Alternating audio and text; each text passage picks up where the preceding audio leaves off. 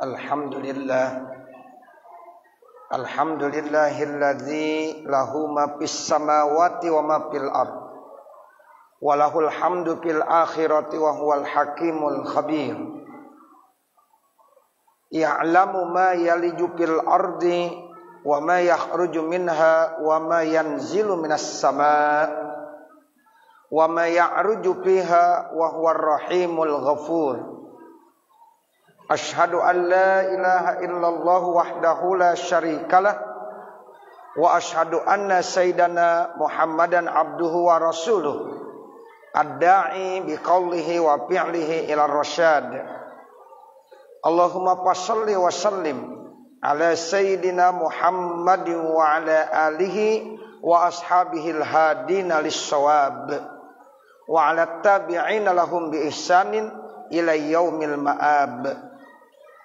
Amma ba'du fa ya ayyuhal hadirun usikum wa nafsi bitaqwallahi wa ta'atihi faqad fazal muttaqun.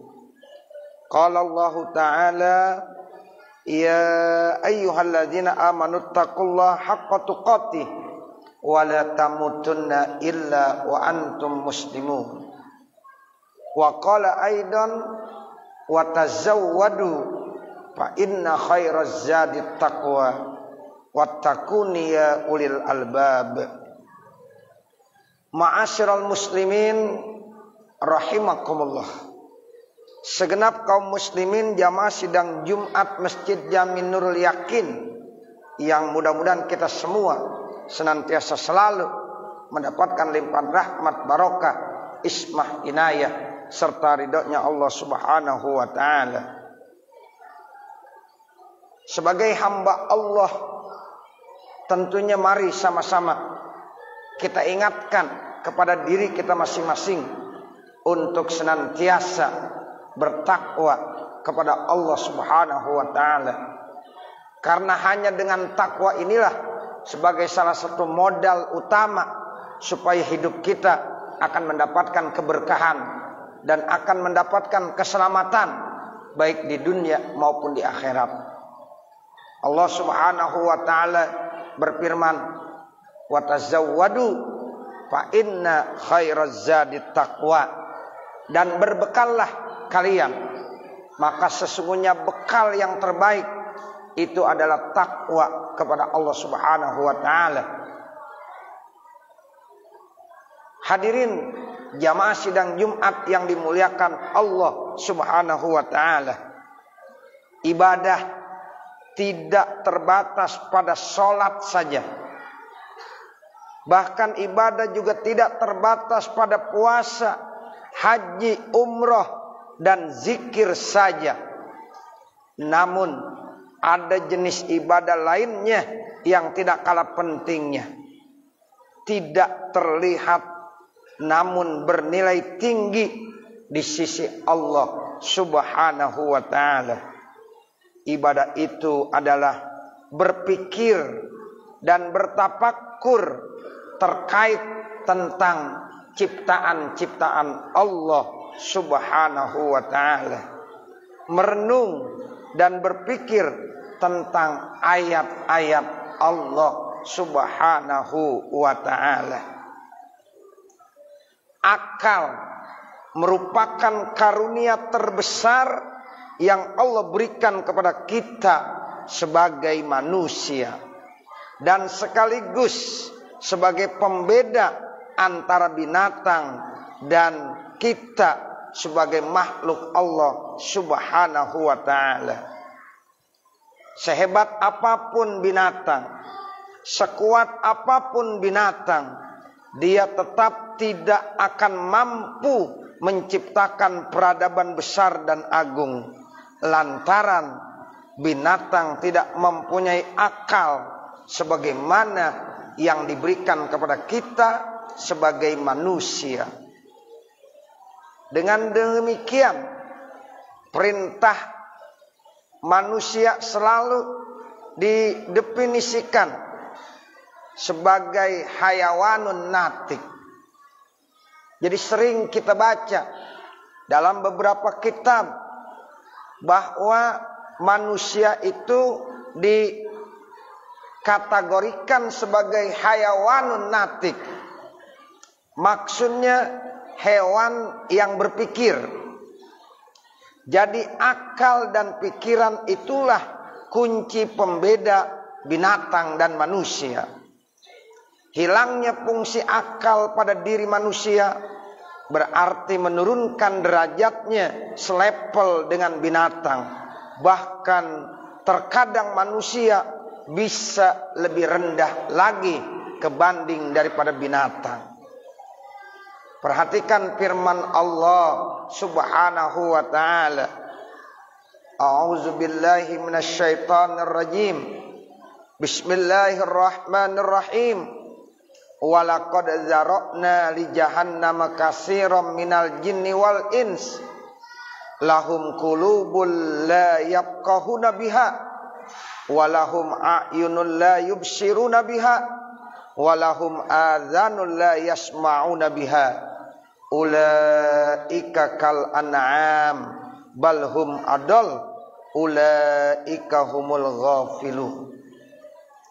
Yang artinya, dan sungguh kami telah sediakan neraka jahanam itu nanti disediakan buat kebanyakan daripada kelompok jin dan manusia.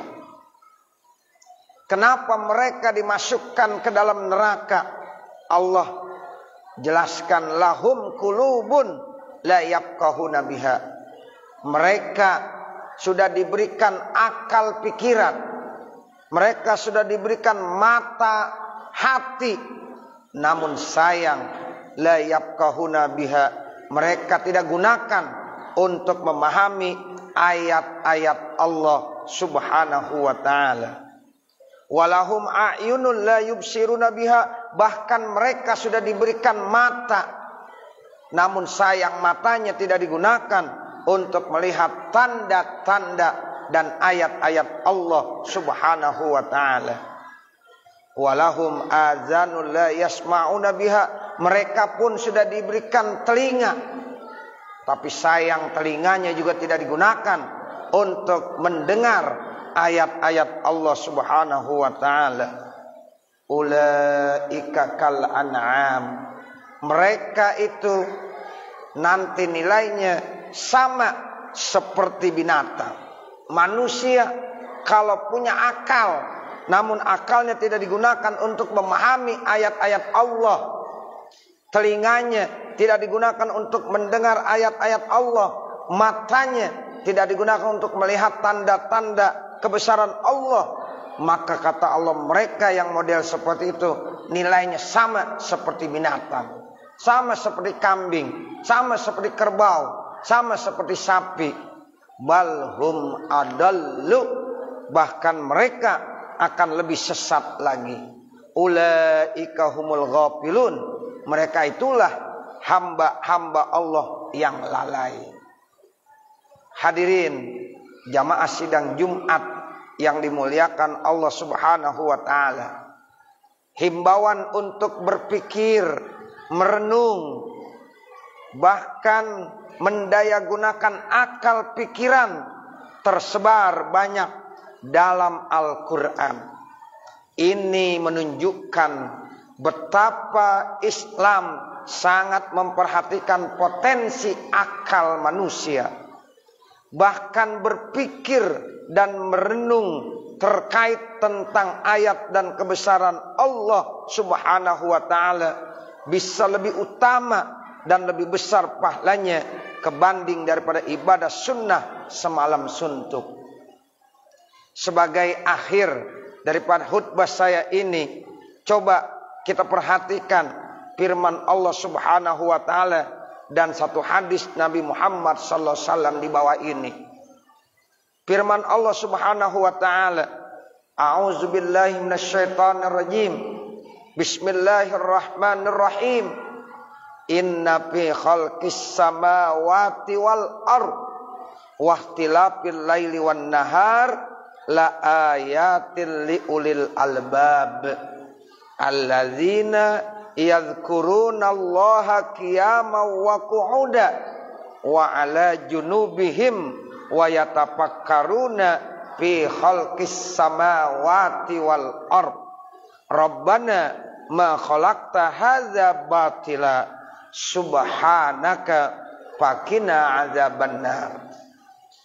Yang artinya inna fi khalqis samawati wal ard, sesungguhnya dalam penciptaan 7 lapis langit dan bumi, wahtilafil laili wan nahar, juga silih bergantinya malam dan siang, siang dan malam, itu semuanya la ayatil liulil albab, merupakan tanda-tanda kebesaran bagi kaum dan hamba-hamba Allah yang berpikir dan memiliki akal pikiran.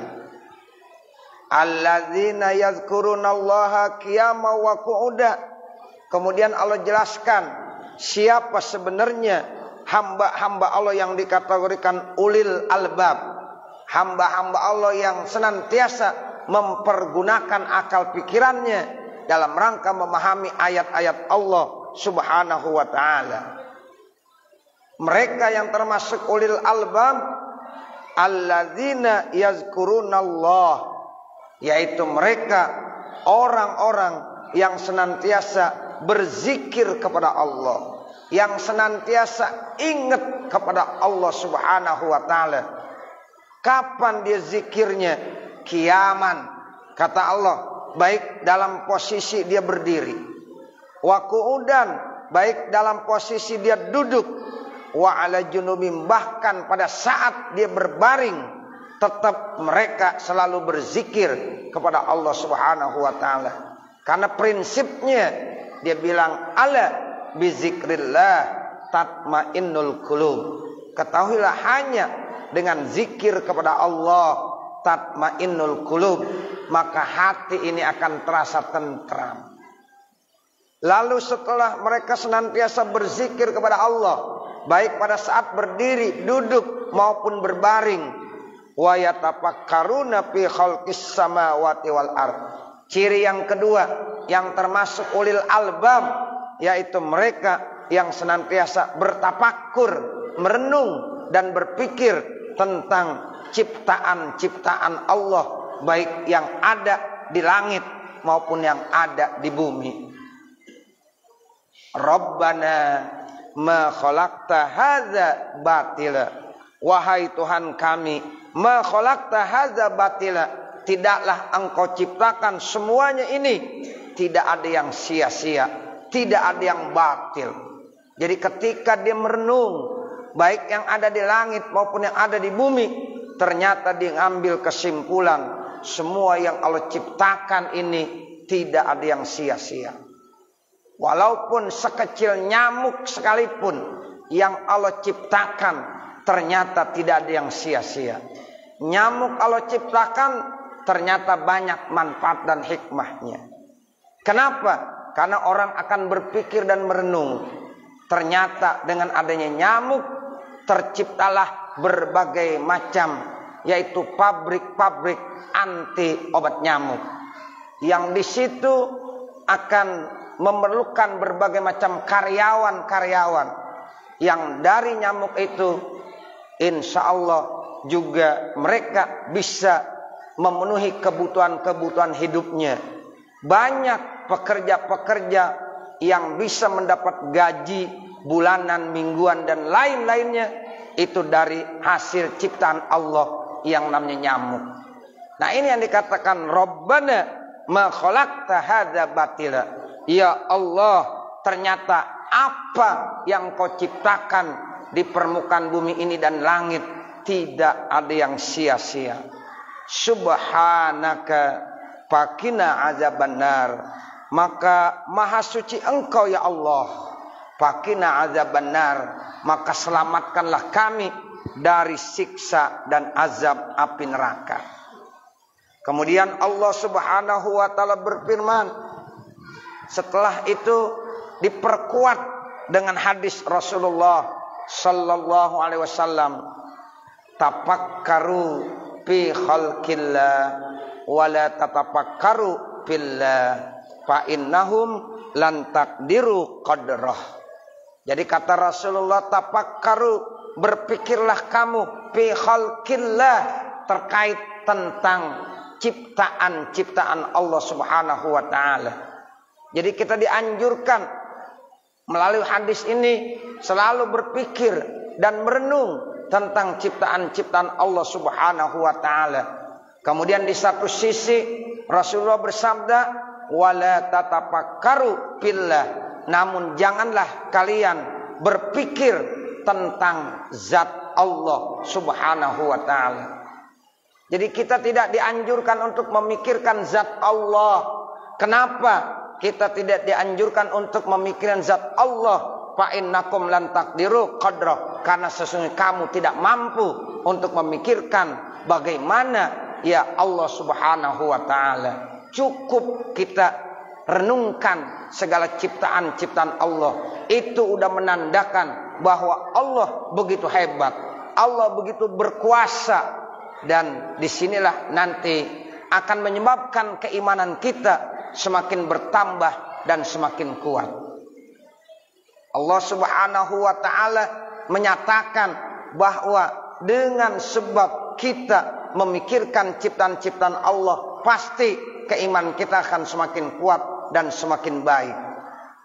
Al-imanu yazid wa yankus. Iman itu grafiknya kadang-kadang tambah, naik, dan kadang-kadang turun atau makin mengecil. Makanya kata Rasulullah, jadidu imanakum, perbaharuilah iman kalian. Bagaimana caranya? Yaitu dengan cara kita merenung dan memikirkan terkait tentang ciptaan-ciptaan Allah Subhanahu wa taala. Namun di satu sisi kita dilarang untuk memikirkan zat Allah Subhanahu wa taala, karena akal kita tidak mampu untuk memikirkan zat Allah. Karena Allah memberikan ilmu kepada kita hanya sedikit saja. Wa ma utitum minal ilmi illa qalila. Dan tidaklah saya berikan kepada kalian ilmu pengetahuan kecuali hanya sedikit. Namun Allah sudah menjelaskan dalam Al-Quran surah Al-Ikhlas terkait tentang Allah.